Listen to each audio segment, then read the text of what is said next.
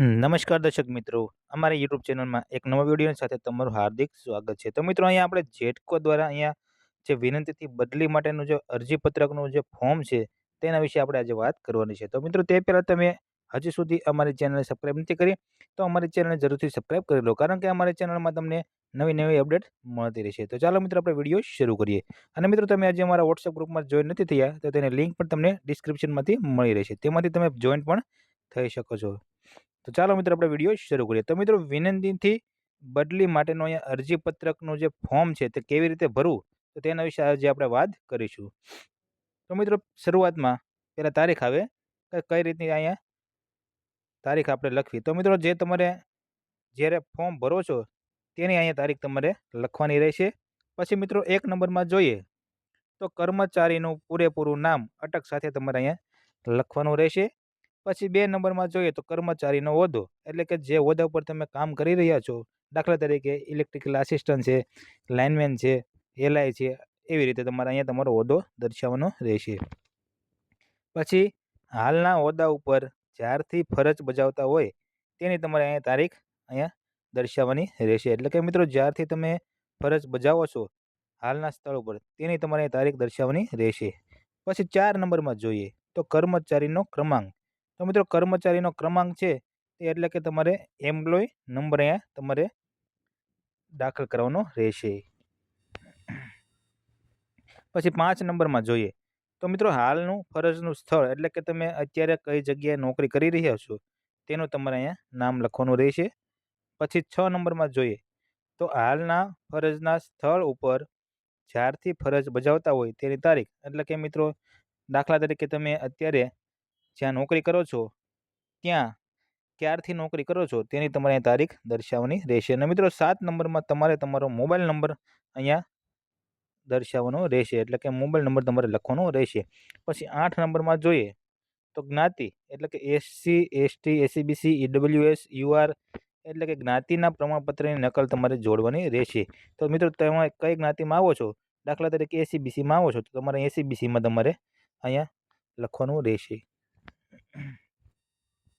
પછી 9 નંબરનું જોઈએ તો નોકરીમાં દાખલ થયાની તારીખ, એટલે કે મિત્રો, જ્યારથી તમે નોકરીમાં દાખલ થયા છો તેની તમારે અહીં તારીખ નાખવાની રહેશે.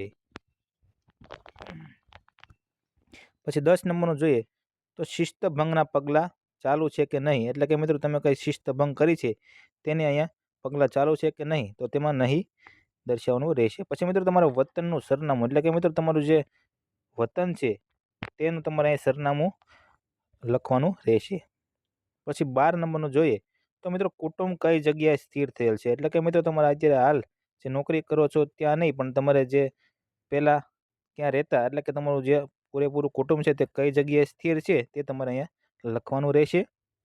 પછી 13 નંબરમાં જોઈએ તો મિત્રો, પહેલાંનું ફરજનું સ્થળ, એટલે કે તમે મિત્રો આની પહેલાં અત્યારે નોકરી કરો છો તેની પહેલાં ક્યાં નોકરી કરતા તેનું અહીંયા સ્થળ દર્શાવવાનું રહેશે. પછી હોદ્દો, પછી સમયગાળો તારીખ સાથે, એટલે કે ક્યાંથી કયા સમય સુધી તમે નોકરી કરતા.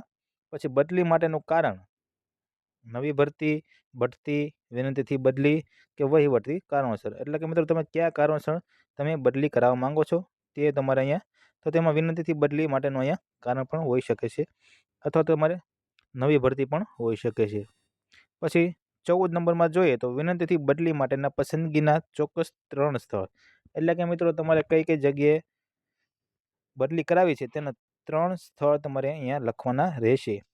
દાખલા તરીકે પહેલું મોરબી છે તો મોરબીમાં કઈ જગ્યાએ, પછી બીજું, એટલે કે તમારે ટોટલ તમારે 3 જગ્યાએ બદલીના સ્થળ લખવાના રહેશે. એટલે કે તમારે મોરબીમાં જગ્યા ન ખાલી તો તમે 2 નંબરમાં પણ તમને બદલી કરી શકે છે. એવી રીતે તમારે 3 સ્થળ દર્શાવવાના રહેશે. પછી 15 નંબરનું છે કે બદલી કરાવવા માટેનું કારણ.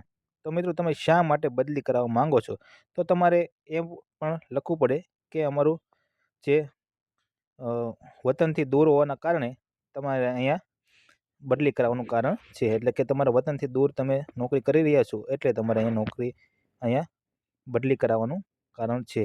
પછી મિત્રો, નોંધ જોઈએ તો મારી માંગણીના સ્થળે બદલી કરાવવામાં આવશે તો હું મારી સિન્યોરિટી જતી કરવા લેખિત સંમતિ આપું છું. એટલે કે મિત્રો, તમે જિલ્લા ટ્રાન્સફર કરો છો તો તમારે અહીંયા તમારી જે સિન્યોરિટી છે તે જવામાં તમે સંમતિ આપો છો તેવું અહીંયા તમારે દર્શાવવાનું રહેશે. તો મિત્રો આ રીતે અહીંયા પૂરેપૂરી ફોર્મની તમને ડિટેલ આપી દીધી છે. તો તમારે આમાંથી તમે પૂરેપૂરી ફોર્મ ભરી શકો છો તમારે વિનંતીથી બદલી માટેનો. જો મિત્રો તમને અમારો વિડીયો પસંદ આવ્યો હોય તો વિડીયોને લાઇક કરો અને ચેનલ સબસ્ક્રાઈબ કરવાનું ભૂલતા નહીં.